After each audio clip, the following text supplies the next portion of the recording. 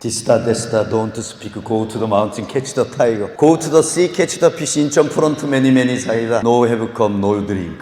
산에 가서 범 잡아야지 고기 잡을 생각하지 말라는 이야기고요. 바다 가서 고기 잡아야지 범 잡을 생각하지 말라는 얘기입니다. 그리고 준비가 되어 있지 않으면 인천 앞바다에 사이다 해도 고포 없이는 컵이 없으면 못 마셔. 그러니까 준비되어 있지 않으면 어떠한 기회가 왔을 때 이를 받을 수 없다. 뭐 이런 해학적인 서영춘 씨 우리 옛날 만담이었어요. 그래서 제가 이걸 건배사로 가끔 하는데 이걸 영어 버전으로 했더니 다들 즐거워하시는 것 같아요. 어제 우리 조 이사장님 저희 회사 와서 아침에 한가해 포럼이라는 그 포럼을 외부 강사님을 모시고 해온 지가 매달 한 번씩 하는데 5년 정도 된 것 같아요. 그 과정에 이제 서울시 우리 부시장님 분들도 오시고 이제 은퇴하신 분도 오시고 또 우리 부동산 개발업계 이제 또 김승배 회장님도 오시고 기타 이제 기라성 같은 분들이 왔다 가셨는데 NHN의 우리 김진희 사장도 왔었고 그런 과정에서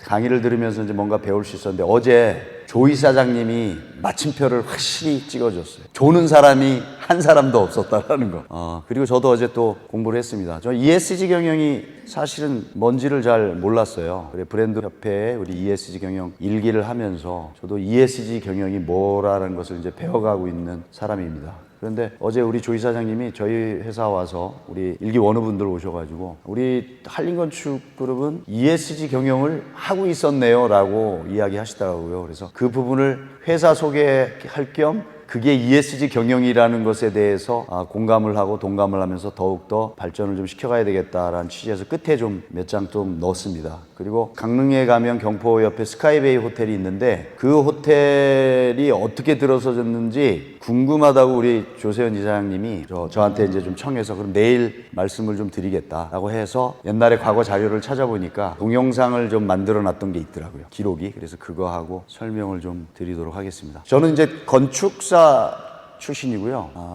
건설회사 출신으로서 건축사 자격을 취득해서 31서부터 33까지의 저의 인생은 없었던 것 같습니다. 암울했어요. 건축사 공부하느라. 사람 좋아하고 술 좋아하고 노는 거 좋아하는 사람이 한 3년이라는 시간을 건축사라는 자격시험에 매달려서 불확실한 미래에 대한 불안감으로 3년을 그 시험을 준비하는 과정이 저는 제 인생에 있어서 돌을 닦는 시간이었다. 그리고 그 시간이 끝나고 IMF가 오고 또 그 3년이 저한테는 성숙하게 하는 시간이었죠. 제가 군에서 버스 운전을 했습니다.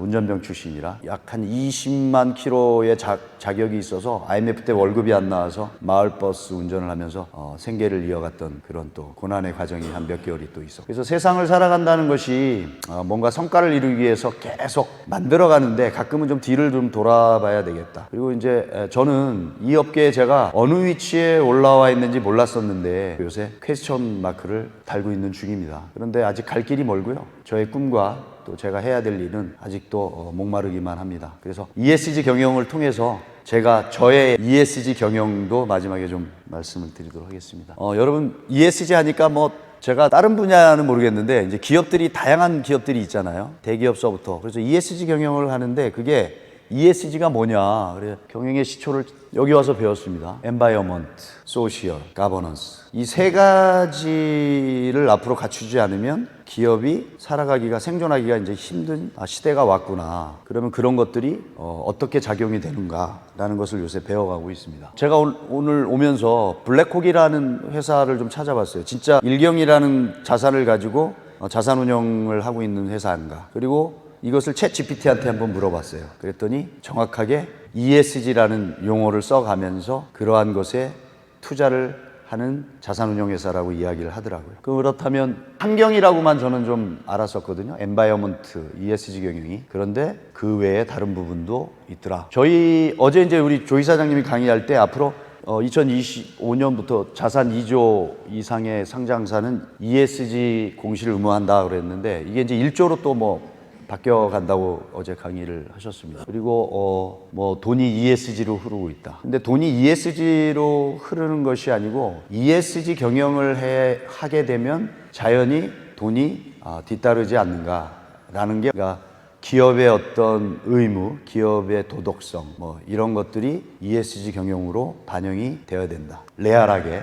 그래서 ESG 경영의 중요성은 기업은 영리를 추구하는 생물이기 때문에 살아있는 생물이거든요. 법인도. 그렇다라고 하면 영속성을 가져야 되고 그러기 위해서는 이윤 창출을 해야 되는데 이윤 창출을 하기 위해서 무조건 돈을 벌어야 된다라는 개념은 아니다. 그래서 환경도 생각해야 되고 사회적인 어떤 의무도 지어야 되고 또 그런 우수한 인재를 또 확보하기 위해서 또 투자도 해야 되고 또 여러 가지 이런 것들을 중요시 해야만 한다라는 게 ESG 경영인 것 같습니다. 저는 부동산 분야의 건축사를 바탕으로 해서 설계와 그다음에 감리, 그러니까 CM이라고 합니다. 요새는 개발, 그다음에 마케팅, 그다음에 무역, 그다음에 해외에 이제 동남아시아의 이제 세계 법인을 가지고 생활을 하면서 이제 느끼는 것이 해외에 가서 제가 대한민국 국민으로서의 자부심을 정말 느낄 때가 너무 많습니다. 그것은 요새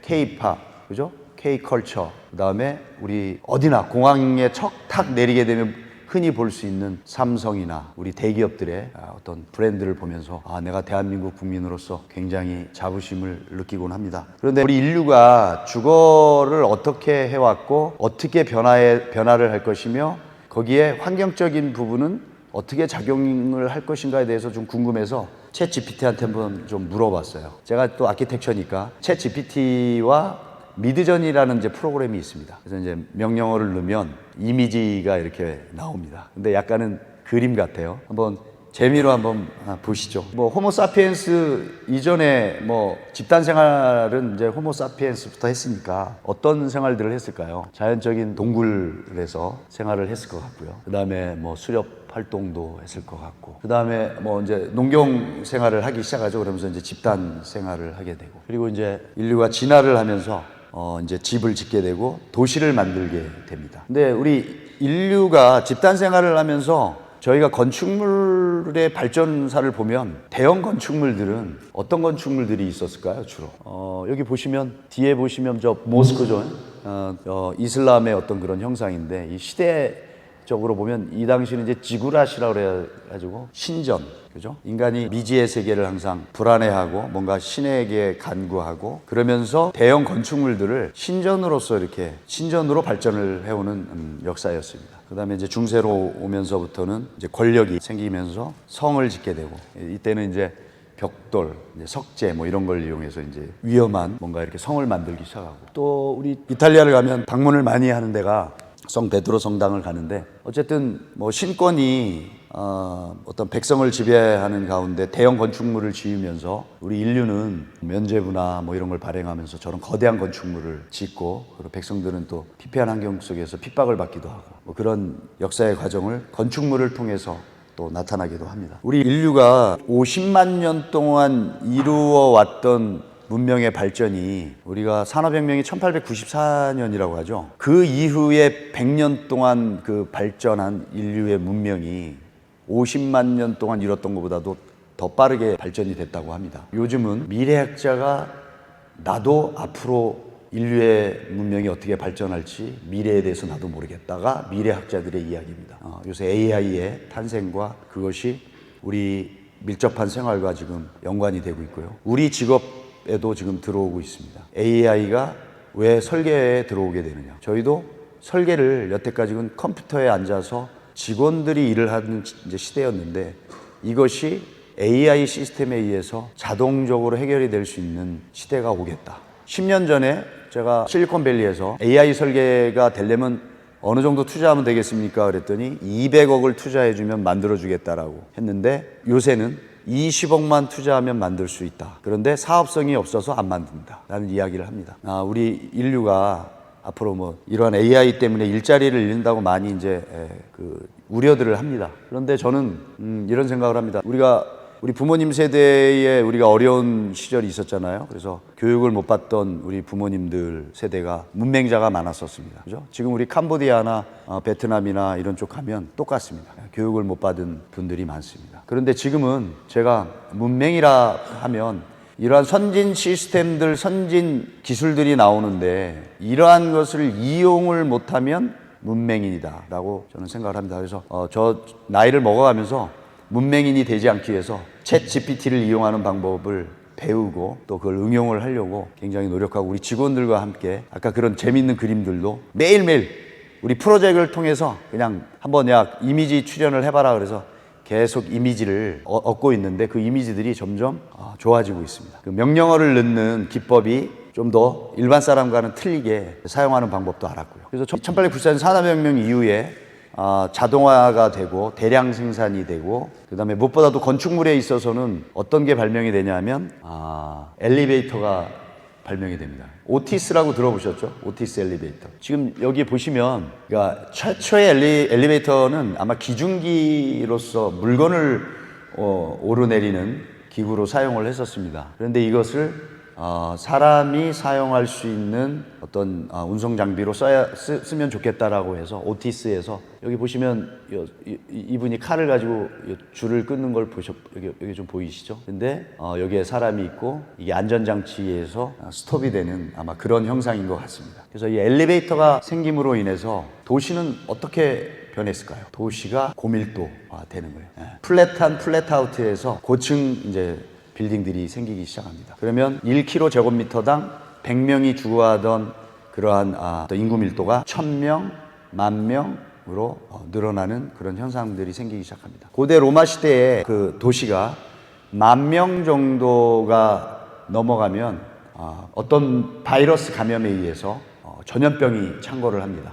우리가 건축을 배우면서 로마 도시에 대해서 굉장히 많이 공부를 하거든요. 그 이유는 물에 대한 문제, 생활 오수에 대한 문제 이런 것들이 인프라 시설이 해결이 되지 않으면 전염병이 생기는 거예요. 그래서 우리가 뭐 건축적으로 보면 이러한 엘리베이터가 발명이 되고 또 우리가 병리학적으로 보면 그 항염제 그런 것이 이제 발전이 되면서 도시가 급속하게 이제 발전을 하게 됩니다. 요 엠파이어 스테이트 빌딩 대공황 시절에 여기도 서울로 우리도 했듯이 뉴욕으로 그래서 뉴욕에 가보시면 뉴욕의 특징이 근대와 현대와 미래가 합쳐 있는 도시예요. 그죠? 그래서 뉴욕은 언제나 가도 질리지가 않습니다. 그러니까 뉴욕을 상징하는 엠파이어 스테이트 빌딩에서 요즘에 이러고 현장에 있으면 중대재해법에 걸립니다. 이 부분이 이제 허드슨 야드거든요. 허드슨 야드 지금 이제 완공이 다 돼서 이제 입주들도 했고 그리고 거기에 유명한 그 건축물이 공작물이라고 표현을 해야 되겠죠. 베슬이라는 거대한 공작물이 들어서서 이제 뭐 거기서 사진도 찍고 뭐 이랬었는데 거기에 자살을 많이 해가지고요. 이제 폐쇄를 했습니다. 얼마 전에 갔다 오신 분이 1층만 오픈을 해놓고 나머지는 클로징 해놨다고 이렇게 이야기를 하시더라고요. 그분이 이제 영국 분이신데 이제 헤드윅이라는 그 건축가거든요. 영국에는 이제 그분이 설계하신 건축물을 많이 볼 수 있는데 한강변에 이런 아파트, 수도 서울의 한강변이나 이렇게 다니시면서 아파트를 바라보시면 어때요? 좀 답답하지 않으세요? 우리나라는 왜 설계를 저렇게밖에 못해? 그런 생각 좀 하시죠. 특히 외국을 뉴욕 갔다가 한국 들어오거나 뭐 싱가포르나 홍콩이나 근데 가장 그래도 행정적으로 오픈마인드로 행정을 하는 도시가 부산이에요. 부산의 야경 해운대를 가보시면 약간 좀 홍콩 비슷한 분위기, 뭐 싱가포르 비슷한 분위기를 느끼실 거예요. 그죠? 그래서 서울은 35층이 넘어가지 못하도록 이 높이 규제를 하는 법이 있었습니다. 설계자가 그거를 정하는 게 아니고요. 여러분들이 좀 아셔야 되는 게 도시계획적으로 서울시에서 서울시 2030, 2040 플랜을 만들면서 도시계획을 하는 전문가들이 이 높이 규정을 이렇게 이제 만들어 갑니다. 그런데 서울로 하면서 200만 인구가 생기게 된 게 해방 이후에 북쪽, 만주나 북쪽에서 월남하신 분들, 그 다음에 일본에서 들어오시는 분들, 귀국하신 분들이 합쳐지면서 200만의 인구를 형성하게 됩니다. 그리고 서울은 도시계획을 짤 때 500만에서 600만의 인구를 기준으로 해서 인프라 설계를 했습니다. 88년 88 올림픽 이후에 우리가 아시안게임 88 올림픽 이후에 서울로 오는 인구가 1000만 시대를 도래합니다. 인프라는 500만, 600만의 계획을 맞춰서 가고 있는데 인구가 1000만이 들어왔어요. 보시겠습니다.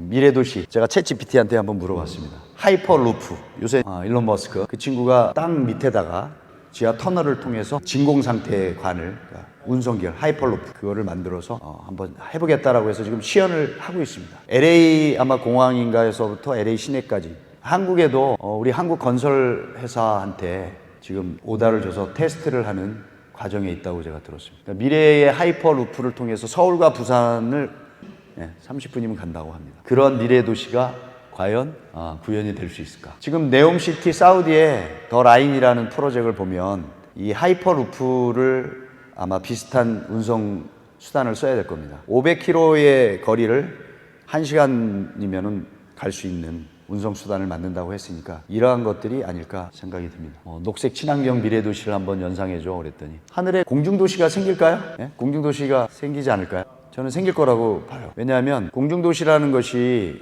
공중에 떠 있을 수 있는 동력을 가지고 있으면 되잖아요. 그 다음에 그 안에서 자체적으로 생활할 수 있는 환경을 조성해 주면 되거든요. 그래서 저는 공중도시도 가능할 것이다 라고 보는 사람입니다. 한번 해보라고 그랬더니 이런 그림을 또 챗GPT가 재밌지 않습니까? 미래의 도시를 이렇게 구현을 그러면 지구에만 살 것이냐 화성으로 이전을 해서 우리가 화성에다가 좀 개척을 해서 화성의 도시를 좀 구현해 줘봐라 그랬더니 화성은 철의 성분이 굉장히 많은 행성이랍니다. 그래서 붉게 표현을 한 것 같아요. 이럴까요? 미래 도시 화성이? 한국 경제발전과 건설산업이라는 ESG와 무관하지 않은데 제가 66년생이거든요. 서울에 처음 올라와서 이런 집에 제가 살았어요. 저는 논산이 고향인데 아버님께서 목수 일을 하셨습니다. 그러니까 옛날로 말하면 이제 우리 사찰 같은 거. 그래서 대목이죠. 그 일을 계속 하셨으면 좀 더 좋았을 텐데 중간에 업종 변경을 하셨어요. 뭘로 하셨냐면은 새끼다 목수, 현대식 양옥을 짓는 목수로 전환을 하셨어. 그때가 이제 제가 중학교 1학년 때예요. 한가위 같아. 추석 때인데 저희 집은 이사를 하려면 연장 창고가 있어야 돼. 연장꽝이라고 했어요. 연장꽝. 이 한옥의 연장이 너무 많아요. 그래서 광 안에 그 연장이 들어가야 돼. 그래서 연장 그 광이 있어야 이사를 했는데 그 연장을 다 끄집어 내려는 거예요. 마당으로. 그리고 거기다가 불을 지르시더라고. 그래서 왜 그러시나 여쭤보니까 이제 한옥이 줄어들어서 한옥일이 없다. 앞으로는 양옥일을 해야 되기 때문에 이제는 내가 이 연장이 필요 없어서 그 연장광 그래가지고 없애고 방을 하나 만들었어. 그래서 제가 개인 방을 갖게 됐습니다. 그때부터. 그러니까 이런 시대의 변화예요. 그죠? 시대의 변화에 따라서 업종도 이렇게 변경이 되는구나. 챗 GPT가 생김으로 인해서 없어야 될 직업이 있지만 또 새로운 직업이 또 생기지 않겠느냐라고 저는 이제 생각을 합니다. 그래서 저는 이런 판잣집에 살았고요. 옆집에 새댁이 와서 살았고 세 가구가 살았던 것 같아. 어린 시절에. 그리고 이게 청계천에 물이 오염이 돼서 빨래를 하려면 뚝섬을 갔어요. 이불 빨래를 하려면 뚝섬까지 이고 지고 어린 마음에 그때는 놀러 가는 거야. 우리는 한쪽에서 수영을 하고 우리 어머니는 이불 빨래를 하고 거기서 이제 말려야 되잖아요. 또 아침 일찍 가야 되는 거죠. 빨아서 말려서 대학교 때 말려서 갖고 와야 되니까. 그런 시대에 살았던 그때 쓰이던 자재가 루핑이에요. 루핑. 그러니까 우리 아스팔트에 그 까만 타르를 입힌 루핑지에다 그 타르를 입힌 거. 그래서 불이 한번 나잖아요. 그럼 이 판잣집들이 지나간 데서 전멸이야 전멸. 그래서 이주를 해야 되는 또 아픈 사연도 있었고요. 그러면서 우리나라의 최초의 아파트가 생기는데 이게 어디인지 아시겠어요? 지금은 도화동의 삼성 레미안 그 아파트가 한국 최초의 단지식 아파트였습니다. 1970년대 서울 강북이 포화 상태가 이제 됩니다. 서울로 올라오면서 그러면서 영동 신시가지 개발 계획을 만들게 되죠. 그리고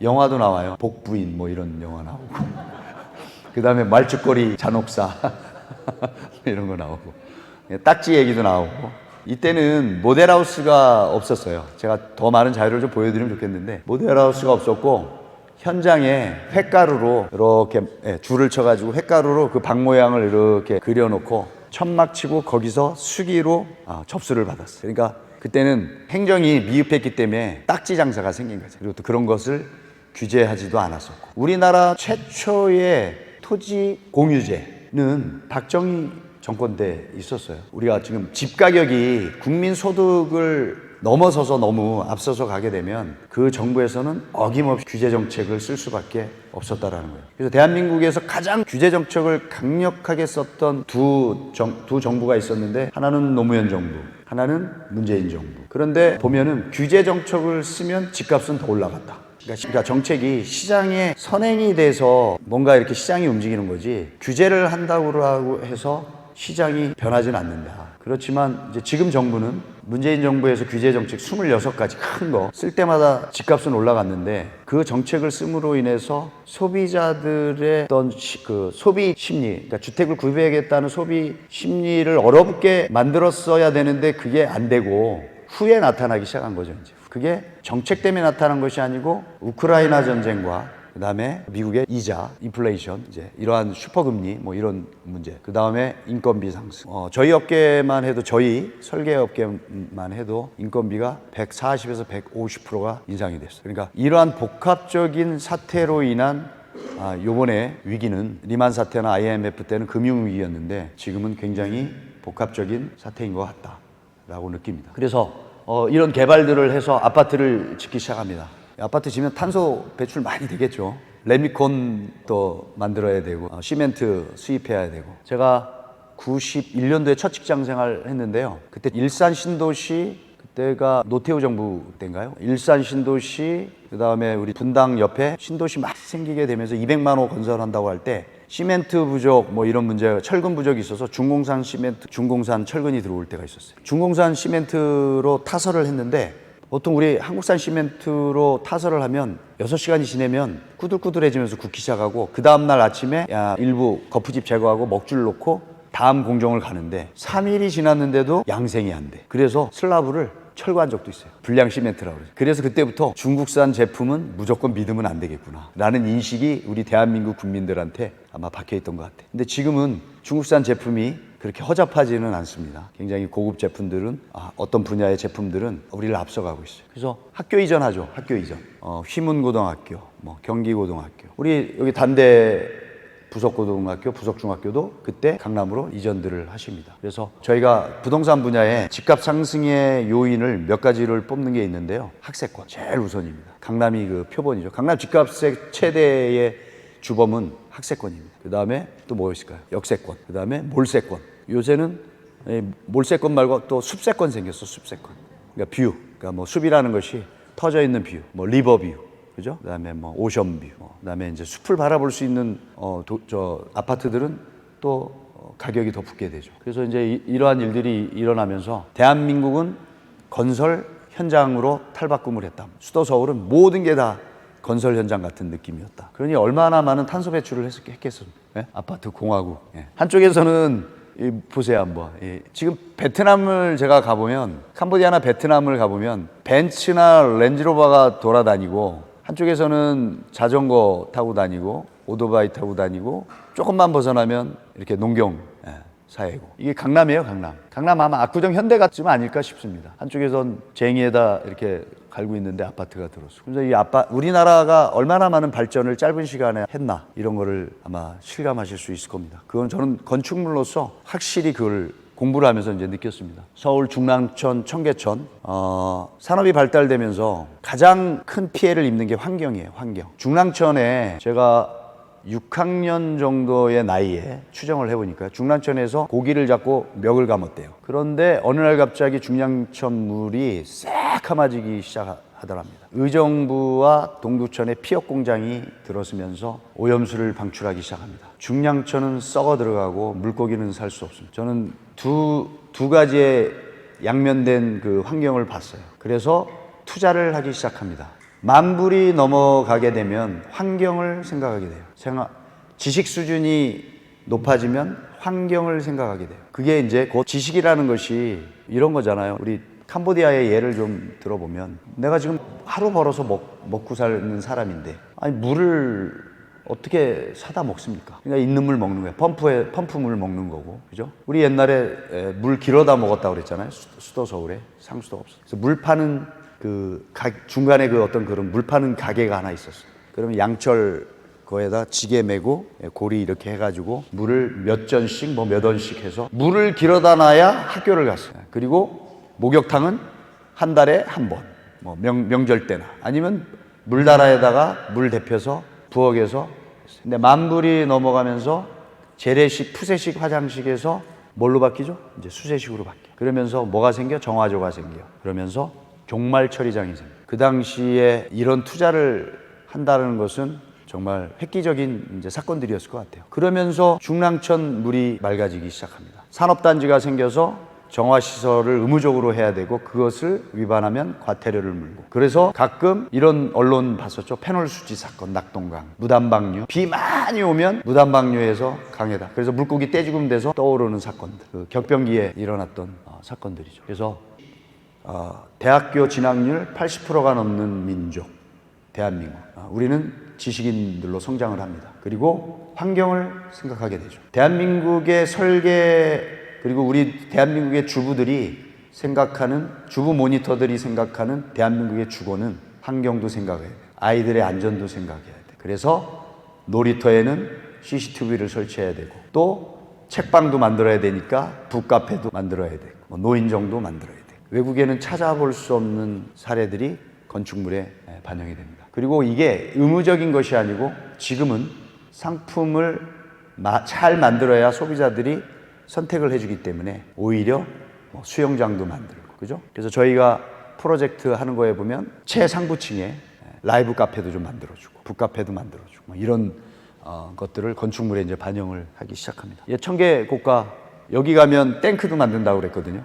전자상가하고 이 세운상가를 가면 모든 게 다 있다고 이야기를 했었습니다. 그러면서 이제 1970년대 도시계획을 도입을 해서 개발을 하기 시작합니다. 70년대 영동 신시가지 이것을 만든 사람들이 누구일까요? 엘리트겠죠. 이분들이 어디서 공부를 했을까요? 해외에서 공부를 했었겠죠. 그러면 영국에서 공부하신 분은 영국적 도시계획이 맞다고 했을 거고 미국 시카고 가서 하신 분은 시카고가 맞다고 했을 거고 그래서 누가 국장이 되고 누가 부시장이 되고 누가 시장이 되느냐에 따라서 행정이 혼란스러워질 수 있겠죠. 그래서 우리 대한민국의 도시 계획은 짬뽕입니다. 짬뽕. 짬뽕. 그래서 건설산업과 ESG 이런 저도 이제 공부를 하는 건데요. 우리가 국가별 탄소 배출량이라고 해서 이건 사람이 움직이면서 발생되는 탄소량. 그러니까 도시의 인구가 집중이 된 것에 발생되는 그러니까 출퇴근을 하면서 전철을 타거나 차량을 이용하거나 이렇게 발생되는 탄소 배출량이 우리 서울이 제일 많더라고요. 서울이 뒷장에 있는데 한국은 전체적으로 이렇게 탄소 배출량으로 봤을 때는 2%. 우리가 인구가 5,100만. 일본이 옆에 있는 일본이 또 2%. 한 1억 명 좀 넘어. 1억 2천만 명이라고 그러죠. 나머지들 이렇게 보면은 많은 나라가 차이나. 그다음에 미국. 미국은 인구가 그렇게 많지 않은데도 산업의 발전이 그만큼 이제 많고 인구가 이제 고밀도화 되면서 아마 발생되는 탄소량이 많아서 그런 것 같습니다. 이게 나무 8억 그루 심기 환경 사이트에서 받은 자료인데요. 제가 확인을 해봤어. 챗 GPT한테. 얘는 2021년 이전 자료만 자꾸 얘기하니까. 그래서 야 국가별 탄소 배출량에 대해서 좀 자료 좀 알려줘라 그랬더니 이거와 똑같은 자료를 내놓더라고요. 이게 최신 자료는 아닌 것 같습니다. 그래서 제가 전에 말씀드렸던 도시 탄소 발자국. 서울이 맨 위에 있죠. 인구 5천만인데, 그죠? 그런데 우리는 어떤 게 있냐면 서울은 1,000만인데 서울로 일하시러 오는 경기도의 도민들이 서울로 일하시러 오는 분들이 많아. 모든 전철이 시청을 거쳐가야 되고 모든 전철이 삼성역을 거쳐가야 되고 이제 이렇게 된 거예요. 경기도권에 있는 분들이 서울로 들어오는 그러한 탄소 배출, 그러니까 탄소 발자국이 많기 때문에 1등인 것 같습니다. 여기 보시면 베이징 같은 경우 베이징 인구가 얼마나 될까요? 한 3천만 될까요? 2천만에서 한 3천만. 그래서 중국의 어떤 도시들은 기본이 1,000만이 다 넘어가요. LA 인구가 얼마나 될까요? 미국의 도시가 LA 그러면 많을 것 같은데 300만 내외예요. 시카고도 그럴 거예요. 뉴욕은 한 1,000만 정도 된다고 그러더라고요. 뉴욕주까지 합쳐서 그런지 모르겠는데 그러니까 뉴욕이 그만큼 발전이 된 도시고 모든 비즈니스가 뉴욕에서 이루어진다라는 것을 느낄 수 있겠죠. 그래서 여기 보시면은 탄소 발자국 그만큼 도시가 발전이 되고 일자리 창출이 많이 되는 활동력 있는 도시가 탄소 배출량이 많다. 서울이 전 세계 10대 도시 안에 들어간다고 하더라고요. 10대 세계 도시 안에. 그러니까 얼마나 자랑스럽습니까? 저도 건축물을 아까 철근 콘크리트를 타설을 하고 그런 과정에서 나오는 탄소 배출량이 많을 줄 알았는데 그렇지가 않더라고요. 건축공사를 하면서는 9.5%. 전체 탄소 배출량이 42.4래요. 글로벌 쪽으로 보면 32%. 그러니까 어쨌든 건설을 하면서 발생되는 탄소 배출량이 많다라는 것을 실감할 수 있겠습니다. 그래서 건축공사와 토목공사에서는 9%대를 유지하는데 건축물을 유지 관리하는 지금 이렇게 전기 소비하고요. 그다음에 이렇게 뭐 냉방, 에어컨 해야 되고 이런 것을 운영하는 시설물을 운영하는 데서 배출되는 탄소 배출량이 23%에 가깝다라는 겁니다. 그래서 지금 우리가 현장에서 친환경 건축물, 친환경 소재의 자재를 쓰게 돼 있어요. 그거를 안 쓰면 불이익을 받는 법들이 요소요소에 있습니다. 그래서 저희가 설계를 할 때도 그런 것들을 반영을 합니다. 그리고 건축물을 철거를 하더라도 재활용할 수 있는 소재들을 또 사용을 하고요. 콘크리트 구조물 파괴하면 그거 잘 파쇄해서 뭐 도로에 보조기 층재로 쓴다든가 또 뭐 재활용을 하는 방법이 또 있고요. 뭐 철근이나 뭐 이런 것들은 당연히 그렇고요. 유리도 또 다시 녹여서 쓰고. 그래서 그런 것들이 그전에는 고물 처리하고 고철 처리하고 난지도에 가서 그냥 쓰레기 처리하던 것들을 재활용하는 이제 시대가 왔다라는 거. 그것을 되도록이면 만들 때부터 현장에서 시공을 안 하고 친환경적인 소재로 미리 만들어서 현장에서 조립으로 시공을 하겠다라고 해서 포스코나 뭐 GS건설에서는 이제 새로운 상품을 만들고 있습니다. 이거 다 PC 조립 제품이라고 그러는데요. GS건설은 아예 시공하는데 3개월, 2개월 안에 시공까지 하겠다 해서 조립식 주택을 일반 민간인한테도 시공을 해주겠다라고 해서 이런 상품이 나왔습니다. 친환경 건축물, 대한민국의 이 건축물도 아마 친환경 건축물로 이제 변신을 해야 될 때가 이제 온 것 같습니다. 그러니까 왜냐하면 그러한 것들을 쓰지 않으면 이제 앞으로 제약이 좀 많이 생겼어요. 그래서 우리 한국에는 GCD라는 제도가 있고요. 그 다음에 리드는 이제 미국 인증입니다. 친환경 건축물 인증. 그 다음에 브림은 저 영국 스탠다드고요. 그래서 우리 한국 사람들은 아메리카를 좋아하더라고. 그래서 리드 인증을 많이 씁니다. 그것도 이제 고급 건축물을 설계를 할 때는. 대한민국에서 저희가 설계했던 건축물 중에 제일 비싼 건축물이 있었습니다. 요 건물. 요 건물 혹시 명동 저 신세계백화점 대각선에 있는 건축물. 예. 그 뭐죠? 이태원 클라스의 나쁜 회장님 사옥으로 촬영이 됐던 그 건물입니다. 예. 근데 이 건축물이 리드 인증을 받았어요. 친환경. 그래서 건축비가 보통 그 당시에 400만 원대에서 500만 원 사이면 짓던 건축물인데 700만 원대에 돈을 들여서 지었는데 이 건축물을 팔 때는 2배의 가격을 갖고 팔았어요. 첫 입주자가 BMW 코리아. 제가 이제 해외에 건축물을 하면서 미스테이크 했던 게 캄보디아의 24층 오피스 건물을 설계를 해서 이제 완공을 했는데 거기에 입주를 하는 외국계의 유명한 기업들이 요구하는 인증이 있어요. 리드 인증, 브림 인증. 그러니까 소방법에 문제가 없느냐, 안전하냐, 뭐 이런 걸 지켰느냐. 그런 게 없으면은 못 들어와. 걔네 매뉴얼에 있어.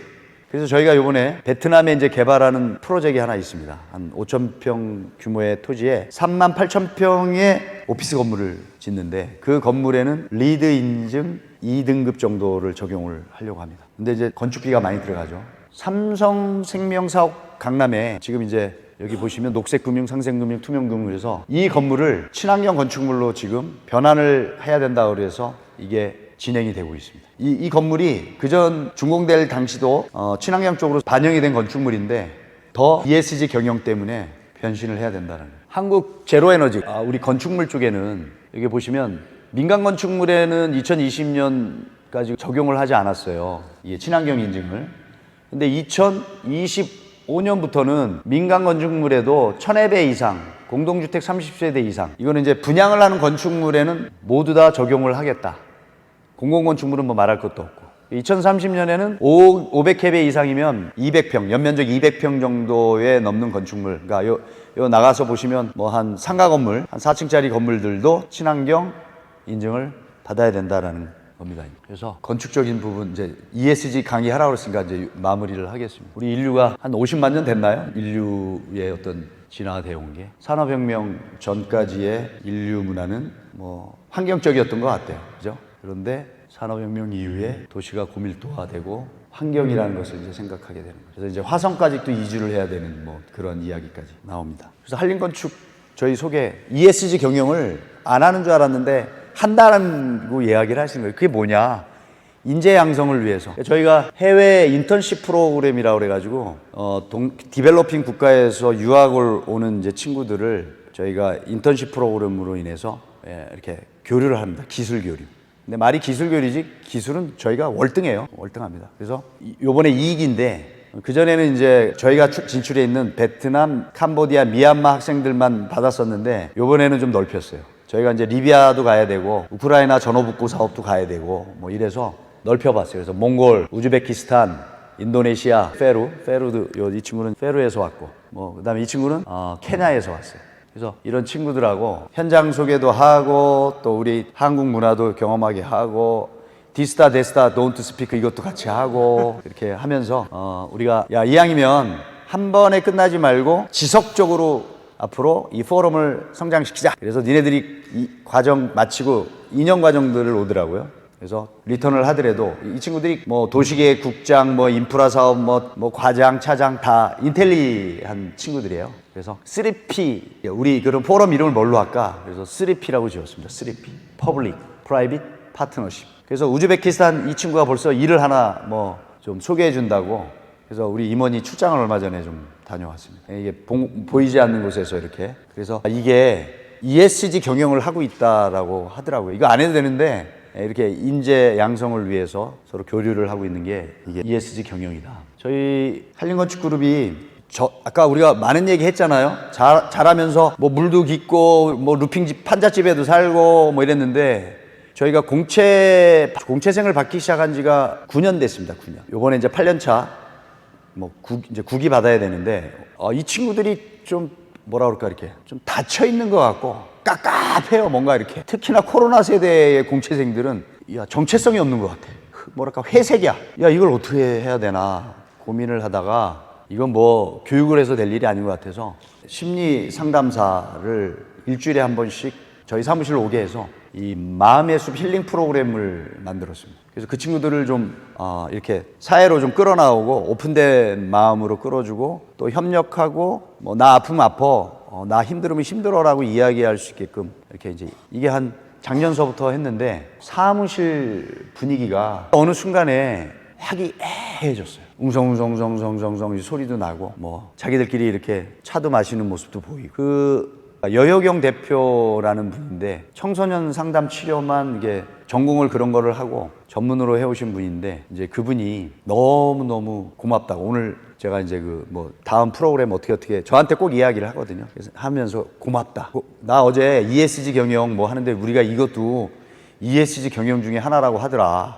그러니까 맞습니다 그러더라고. 그렇게 자기가 이렇게 오랜 시간을 두고 똑같은 친구들을 오래 상담을 해서 좋아지는 모습을 보는 것을 보면서 자기는 너무너무 이 직업을 선택한 거에 대해서 고맙게 생각한다. 회장님 고맙습니다. 그러더라고요. 그래서 이거 중단하지 마시고 9기 때도 하시고 10기 때도 하시고 지속적으로 좀 하게 해주세요. 그래서 회사 망하기 전까지는 지속적으로 할게요 라고 이야기했습니다. 이것도 인재 양성 중에 하나다라고 이렇게 이야기를 하시네요. 그리고 이것도 ESG하고 연결을 한다면 건축물은 한 번 지으면 100년을 손을 못 댑니다.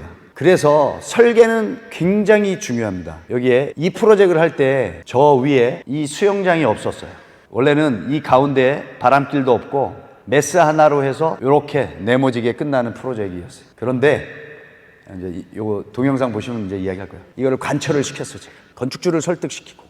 이게 분양형 호텔이에요. 분양형 호텔은 아마 제주도에서부터 제가 프로젝트를 한 7, 8개를 했는데 다 사기 분양이라고 했어요. 여기 우리 존경하는 안진호 회장님 여기 부동산 개발 쪽에 계시지만 제주도에서 그 분양형 호텔 분양한 것들 다 제대로 클로징 된 거 있습니까? 없어요. 다 수분양자들이 안고 운영하는 직영 시스템으로 갔어요. 그래서 그거는 그렇게 해서는 안 된다. 팔고 이렇게 떠나서는 안 된다. 그래서 좀 뭔가 특징 있는 것들을 넣어서 여기에 경포와 그 다음에 설악산과 그리고 태평양을 바라보는 곳에 뭔가 랜드마크적인 프로젝트를 하나 만들었으면 좋겠다. 그래서 제가 제 돈 들여서 물론 이론 줬으니까 건축주 모시고 스카이베이 이거와 비슷한 건물이 어디 있죠?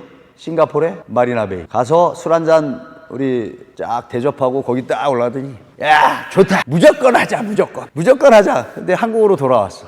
근데 저걸 얹어 놓으니까 건축비가 76억이 상승이 돼. 그러니까 이걸 분양가로 환산을 해보니까 1270부터 1340 평당 받아야 이 프로젝트가 성공합니다 그러는데 1400만 원이 넘어가. 1400만 원이 넘어가니까 분양 마케팅을 하시는 분들이 절대 안 답니다. 망합니다. 이렇게 된 거예요. 근데 더 긴 얘기가 있는데 저하고 가십시다. 그래서 이 업계에 유명하신 분 있어요. 우리 MDM의 문재현 회장님. 제가 설명을 했어. 이거 이 가격에도 팔 수 있을 것 같습니다. 엄마, 너는 망하면 설계하고 CM 하니까 상관이 없는데 여기 회장님은 망하잖아. 야, 그렇게 쉽게 얘기하는 거 아니야. 그런데 이제 이걸 이제 분양뱅을 하는 사람들을 업계에 1, 2, 3를 모아놓고 PT를 했어. 근데 어떤 사람이 한 업체가 이 가격에 저는 3개월 안에 다 팔겠습니다. 다 못 팔면 나머지 제가 인수하겠습니다. 이렇게 된 거야. 상품이 너무 좋다. 획기적이다. 뭐 그래가지고 그 회사가 분양을 했는데 45일 만에 다 팔았어. 저층부 빼고. 그래서 이 건물을 준공하는 날 나한테 5분만 주세요. 나 부르지도 않았어. 대한민국의 설계사무소는 찍새야, 찍새. 그냥 그려서 납품하면 끝이야. 건축가로서 대접을 받는 적이 없어. 이게 건설사 위주의 건축 문화를 선도하는 옛날에 부속실이었어. 건설사의 부속실 설계 사무실이었다고. 시키면 시키는 대로 하지 뭔 말이 많아. 라는 586 세대의 그늘에 가려져서 우리 건설의 설계자들이 너무너무 대접을 못 받고 살아왔어요. 그래서 제가 이 영상 만들면서 내 돈을 들여서 내가 만들어서 이거를 홍보도 하고 시행사도 빛나게 할 테니까 나한테 5분만 주세요. 라고 제가 이 동영상을 만들었습니다. 그리고 이런 멘트를 했어. 제가 해외를 나가면 닉네임이 썬박입니다. 제가 오늘 이 자리에 이 동영상을 소개에 대해서 굉장히 감사드리고 시행사 모든 분들에게 감사드리는데 저는 이 프로젝트를 통해서 대한민국의 건축사들이 더 성장할 수 있는 기회의 요소가 됐다는 것에 대해서 감사하게 생각합니다. 그래서 이 인터뷰 내용 쭉 들어보시면 이거 끝나고 기립박수 받고 옆에 이제 밥 먹으러 횟집 가가지고 소주 한잔하고 있는데 어떤 어머니가 국민학교 한 4, 5학년 된 친구를 데려와. 그거 이제 그러니까 시범 숙박을 하면 이제 다 오픈을 해서 다 주거든요. 지인들이나 뭐 이런 와가지고 우리 아들인데요. 아까 이거 건물 설계하신 건축사 맞으시죠? 그래. 예, 맞습니다. 했더니 우리 아들이 앞으로 건축사 자기 되고 싶대요. 사인 좀 해주세요. 와, 가슴이 야, 이거 돈 1,000만 원 넘게 들여서 만든 동영상인데 이거 마라톤 만든 그 감독이 만들어준 동영상이에요. 근데 뿌듯하더라고요. 그래서 창의적인 일을 하는 사람이 대접받아야 되잖아요. 그죠? 그리고 창의적인 일을 할 수 있도록 보살펴줘야 되거든. 우리는 기능공이 아니다, 이거 기능공이. 그래서 우리 설계하시는 우리 회사의 직원분들한테 제가 이 동영상을 틀어주고 항상 이야기를 합니다. 너희들은 기능공이 되지 마라. 창조하는 사람들이 되고 도전하는 사람이 되고 길이 없으면 길을 만들고 시키는 대로 하지 마라. 뭐 보겠습니다.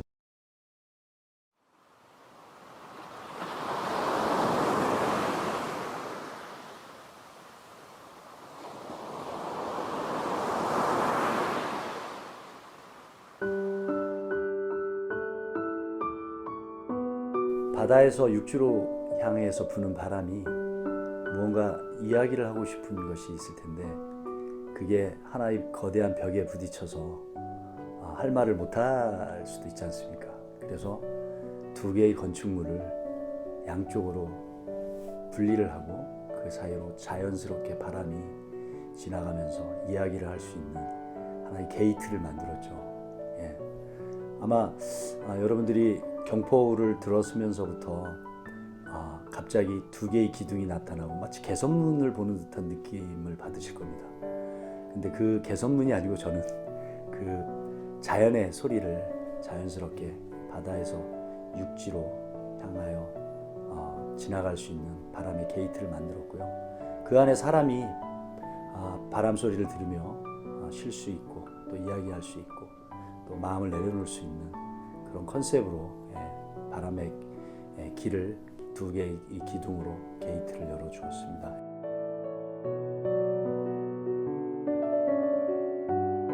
일반 분양형 호텔은 우리가 뭐 제주도에서 많이 지금 지어졌죠. 보통 뭐 관광객들 자고 아침에 관광버스 와서 차에다 싣고 나가서 관광하고 저녁 때 와서 잠만 자고 객실을 파는 그런 호텔이잖아요. 근데 저는 이 호텔 자체의 로케이션이 휴식할 수 있고 또 경치를 즐길 수 있고 모든 것이 갖춰진 천혜의 자원을 가지고 있거든요.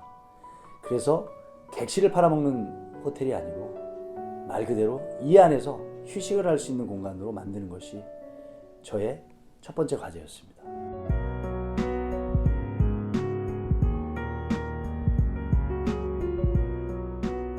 최상층의 수영장을 넣는 것이 제일 큰 관건이었던 것 같습니다. 저는 이 동해바다의 이 푸른 바닷물과 그 다음에 푸른 하늘, 그 다음에 수영장 안에서 풀에서 하늘과 바다와 그 다음에 수영장의 수면이 일치되는 그 느낌.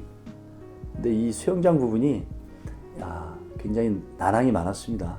결국은 공사비에 대한 문제, 그 다음에 분양용 호텔의 한계, 결국은 이제 분양가에 대한 부분이겠죠.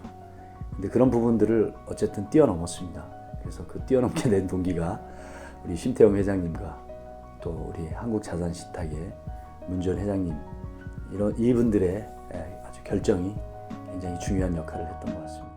처음에 강릉시에서는 명품을 만들어야 되겠다는 욕심이 많으셨던 것 같아요.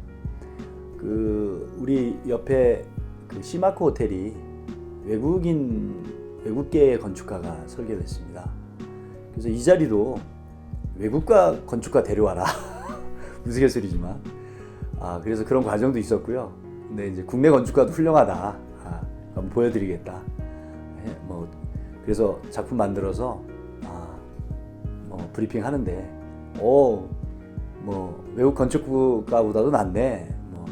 이런 평을 들었을 때 굉장히 좀 보람이 있었고요.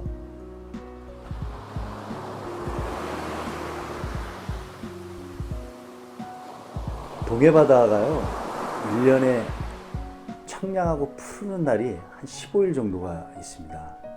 한 15일 정도의 자연의 아주 청초함을 볼 수 있는 푸르른 하늘. 그리고 수영장의 안에서, 풀 안에서 그 하늘을 바라보고 바다를 바라봤을 때 수영장의 수면과 일치되는 느낌. 그 느낌을 아마 무아지경에 빠지는 느낌이 아닐까 이런 생각이 듭니다. 그 안에서 마치 어머니의 품 안에 있는 듯한 편안함, 안락함, 그런 것을 느끼는 공간이 되었으면 하는 것이 저의 하나의 바람이기도 합니다. 해외에 가면 건축가들이 좀 대우를 받습니다. 예를 들면 프로젝트를 진행함에 있어서 건축가의 의견을 존중해주고, 그 다음에 착공이나 기공식이나 행사에서 세레머니를 할 때 건축가가 제일 우선해서 대우를 받습니다. 그리고 그 건물이 완공되어지면 건축가가 누구였느냐를 물어봅니다. 그래서 어쨌든 이 스카이베이가 건축이 되어져서 누군가 이 건물 설계 누가 했어? 라고 물어봤을 때 제 닉네임이 해외 나가면 썬박으로 불려지는데, 썬박이 설계하는 거야 라고 불려졌으면 좋겠다라는 생각입니다.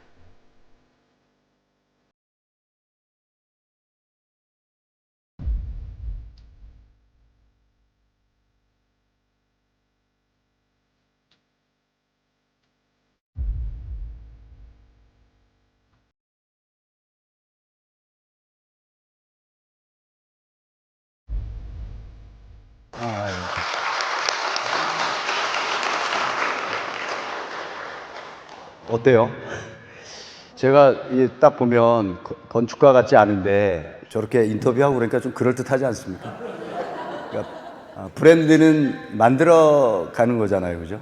맨날 디스타 데스타 don't speak 이것만 잘하는 줄 알았는데, 그래서 양면성이 있어요. 그러니까 설계를 하다 보니까 어쩔 때는 사업을 너무 도전적으로 할 수가 없는 저의 또 한계도 있습니다. 그래서 돌다리도 두드려서 가야 되고, 물론 인원이 이제 300명 가까운 인원을 또 운영을 해야 되다 보니까 모험을 못하는 이제 그런 부분도 있습니다. 그래서 이게 왜 ESG와 연관이 있느냐? 제가 봤을 때 이 프로젝트를 보고 우리 회사에 지원하는 친구들이 많았던 것 같아요. 그리고 이 프로젝트로 인해서 다른 프로젝트를 하나 수주를 했습니다. 참. 그래서 이 건축물이라는 것이 상징성이 있구나라는 걸 제가 느꼈어요. 반달섬에, 시아오 옆에 반달섬에 어떤 회장님이 이거를 보고, 저거 나이가 70이 드셨다는 분인데 저거 설계한 놈 잡아라 그랬대요. 저거 설계한 놈. 그래서 물어보니까 한림건축에 썬박이라고 있는데, 박진순이라고 있는데 그분이 했다고 그러니까 연락을 통해서 이렇게 왔어. 다른 시행사 회장님 통해서. 내가 일 하나 수주할 거니까 전화번호 하나 적어. 전화하고 인터뷰하러 갔어요. 그래서 이러한 스타일의 프로젝트를 꼭 만들어 주세요. 그래서 한 설계비 한 5억 정도 되는 프로젝트인데 인터뷰하고 그 다음날 계약서 썼어. 그러니까 우리 브랜드의 가치가 우리 쫓아가는 것이 아니고 역시 브랜드가 만들어지면 수요자, 고객들이 온다라는 것을 느꼈던 이제 프로젝트이고요. 그리고 제가 강릉에서 공군 비행장에서 18전투 비행탄에서 제가 여기서 근무를 했어요. 여기 이 자리가 옛날에 나이트클럽 자리야. 그래가지고 면회 오고 그러면 친구들 면회 오고 그러면 여기 나이트클럽 가가지고 광란의 밤을 보내던 곳이었어요. 근데 그 자리가 이제 문을 닫고 어느 순간에 장사가 안 돼서 이제 제대 말년쯤인데 문을 닫고 뭐 그 자리에 제가 버스 운전병이라고 그랬잖아요. 그러면 이제 아침에 고등학생들 다 학교 보내고 출근 시간 외부에 근무하는 이제 그 장교나 그런 분들 태워갖고 오는 시간에 한 30분이 시간이 비어. 그럼 여기다 차 세워놓고 저 바다 바라보면서 와 시간아 빨리 좀 가라 그랬던 곳이 이곳인데 그 자리에 제가 이런 건축물을 근데 저는 마음이 안 들어요. 이거 50%짜리야. 제가 이제 건축물을 설계를 해서 준공을 하면 딸 시집 보낸다 그러거든요. 그런 마음으로 설계를 합니다. 이게 공사비 때문에 공사비 절감하느라고 제가 설계했던 부분보다 재료나 그 다음에 이런 부대 시설이나 이걸 50%밖에 충족을 못했어요. 허접해. 그래서 막 출입문도 원래는 이제 방풍문을 설치를 해줘야 되는데 강릉에 5월의 바람이 엄청 세요. 그거 아끼느라고 이중문으로 해서 자동문을 만들어놨는데 바람이 쫙 열어가지고 그냥 문이 안 열려 문이. 이게 현실입니다. 건축가 말 좀 들으세요. 건축가 말 좀. 그래서 돈이 들어가서 써야 될 때는 써. 그렇지만 저에게는 저의 이제 마지막 작품이었고 그 이후로 저는 이제 디벨로퍼로 이제 변신을 합니다. 그래서 또 해외 뭐 이렇게 다니면서 이제 비즈니스맨이 됐어요. 그래서 막 디스타 데스타 이거 맨날 해고 다녀야 되고. 그렇지만 저의 근본이 저의 흐르고 있는 피가 건축사이고 건축가이고 또 저 밑바닥서부터 생활을 했기 때문에 우리 뒤따라오는 후배들한테 건축가의 자부심을 갖고 꾸준하게 같이 나아가자라는 이야기를 하면서 ESG 경영을 인재 양성을 그렇게 하고 있습니다. 제가 ESG 경영 하면서 골프 치러 가서 샤워하고 타올 한 장만 씁니다. 타올 그냥 큰 수건도 아니고 타올 한 장. 뭐 트리니티인데 가면 막 가운도 주고 뭐 이것도 주려고 그러는데 한 장, 달랑 한 장. 그냥 그러고 다니고요. 또 샤워할 때 우리 남자들 이렇게 막 그 면도나 뭐 이렇게 하면 막 물 틀어놓고 막 하지 이러는데 물 끄고 비누칠하고 많이 바뀌었어요. 그다음에 종이컵 되도록이면 이제 안 쓰려고 하고요. 그리고 짧은 거리는 전철 타고 가고 이렇게 기사 보고 나중에 이제 야 저녁 자리로 와라 뭐 이렇게 한번 강남에 미팅하고 뭐 이런 그런 자리 좀 그런 것들이 우리 ESG 경영을 하면서 좀 바꿨고 그다음에 잔소리가 늘었어. 야 그 우리 아침 회의 하는데 임원회의들 하면 한 30-40명 하거든요. 이렇게 임원들 모이면 그러면 그 TV 우리 이제 TV 그 화면에다 띄워놓고 종이를 프린터해서 또 각자 하나씩 또 다 주는 거야. 없애. 오늘 우리 유튜브 우리 정영혁 소장이 오면서 나한테 또 잔소리 들었어. 오늘 이게 교육 자료 이거 좀 갖다 주세요 그랬더니 양면으로 또 새 종이에다 또 프린트해 왔어. 오늘 ESG 하러 가는데 수정한 것만 가져오시지. 이게 생활 속에 젖어드는데요. 이 공부를 이 자료를 만들면서 제가 느낀 게 이런 생각을 했습니다. 우리 지구촌 마을은 내가 살아가는 이 지구촌 마을이 쓰다가 남는 것을 후손들한테 이게 물려주는 게 아니고 내가 잘 지키고 잘 가꾸어서 우리 후손들한테 물려줘야 될 의무가 있다라는 생각을 이 ESG 경영자 과정을 통해서 조그마나 느꼈고 또 그렇게 실천하려고 노력하고 있습니다. 여러분 감사합니다.